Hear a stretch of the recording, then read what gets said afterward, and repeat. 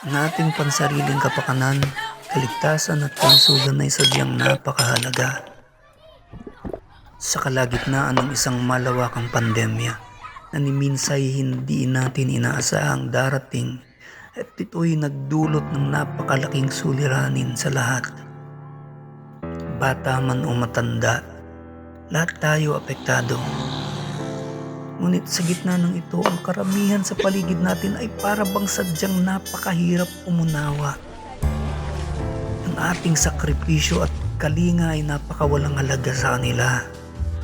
Kaunting pag-iintindi, kaunting panahon ng pakikinig sa mga pakiusap ay tila bang parang napakahirap gawin. Para sa kanila, tuloy lang ang nakagawi ang pamumuhay. Hindi tumatalima sa mga babala at sa kung ano pang mga nangyayari at mangyayari pa sa ating mundo. Kahit isa ay walang nakakaalam. Nasa isang iglap lamang napakaraming buhay ang nabago. Ang ating mga mahal sa buhay na lang ang siyang tanging nagbibigay lakas sa atin. Ngunit paano kung ang lahat ng ito ay kabaligtaran ng lahat? Mayroon ka pa bang lakas para magpatuloy? Mayroon ka pa bang rason para bumangon?